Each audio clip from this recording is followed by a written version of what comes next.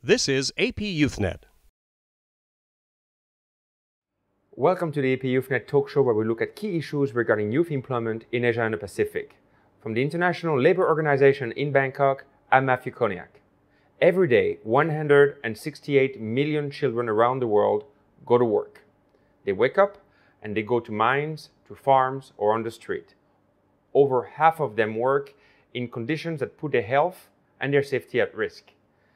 Meanwhile, as these children go to work, young people are on their end looking for work, and they cannot seem to find it, which by itself creates a cruel irony.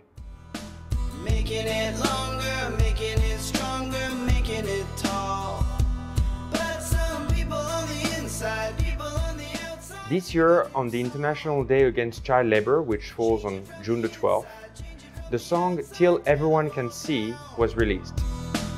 Everyone is blind till everyone can see, and no one can be free when there is slavery.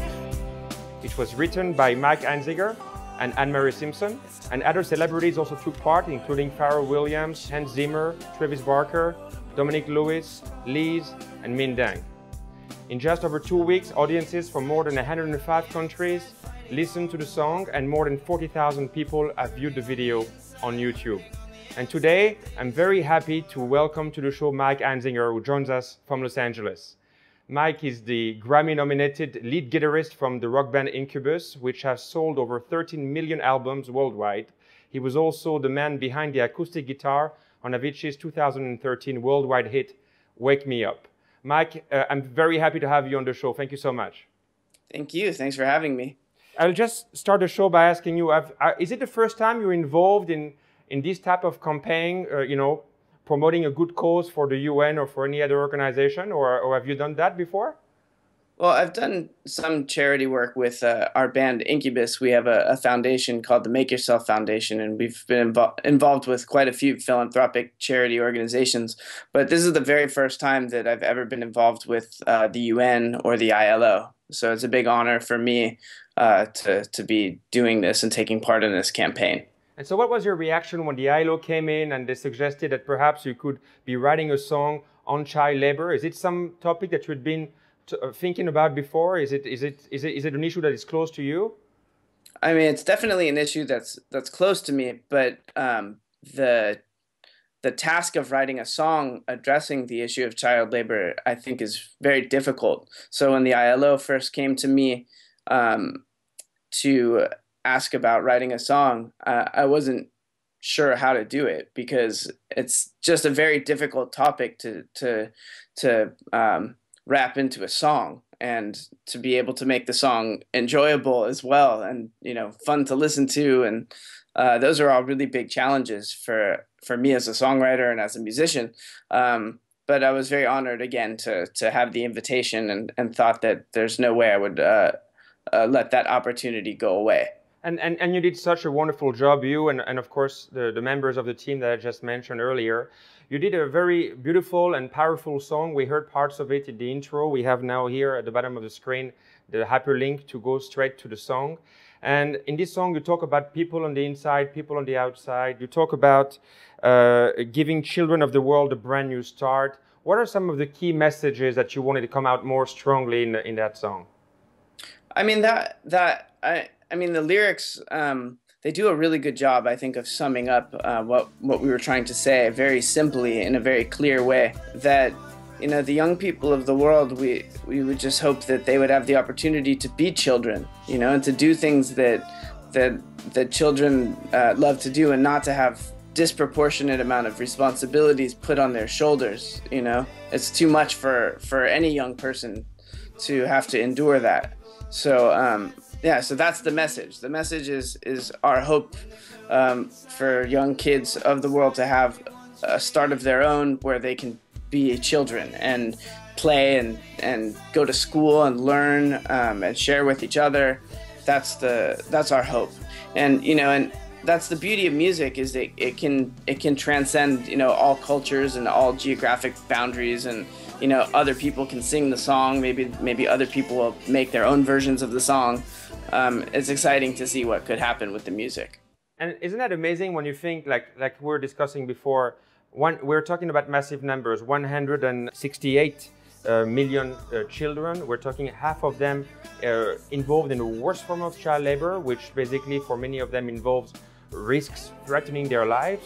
It's such a big issue, and over the years we've had many artists, we have many donors and partnerships fighting for good causes like poverty or hunger, or for promoting education and health. We haven't really ever touched on such a topic, and I wonder why the awareness is not really maybe at the level where it could be today. I think there's a huge effort to be done because you know, in the U.S. and in many parts of the world, we're lucky. You know, we have a high quality of life, and the issue might not be so in our faces every day, at least not here in the United States. I live here in Los Angeles. I mean, it's like there are problems with poverty, and we see that, but it's not. I think in many other parts of the world, it's much more obvious, and so we're just trying to help raise people's awareness in areas where maybe they wouldn't otherwise have a direct view of what the problem is. And are you planning to be involved further beyond the song? Are you going to be, for example, singing the song in some of the concerts that you will be doing, or maybe raising the issue on the occasion of other events? Yeah, I mean, this is just the beginning of the campaign, and so yeah, absolutely. I'll be involved with future activities that are involved with the campaign, and I don't have any plans of being on tour or playing concerts right now, but you never know, And also, this was the first time that I've ever sung a song. I'm usually playing guitar. My voice isn't usually featured on music that I release, so that's kind of a first for me, and interesting. So you never know. I might be able to sing the song someplace. I was going to say, maybe it's like the words of your song. Maybe it's a brand new start as well for you. Exactly.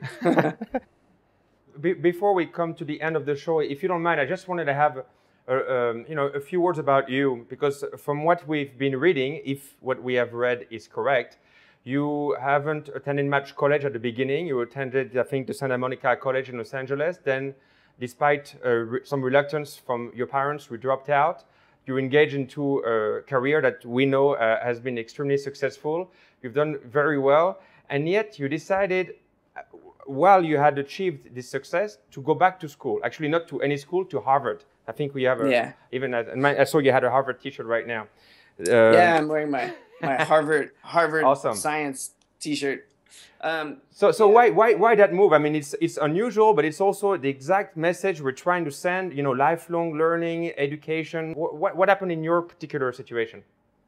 I mean, I think that I got to a point in my career and in my life where I had accomplished what I felt like I needed to accomplish up until that point, and I just got a very strong inclination to want to learn again, to be in a classroom, to be really committing myself to learning and to studying a few different subjects, some of them musical subjects, some of them scientific subjects. That just became a very important need for me at that point in my life.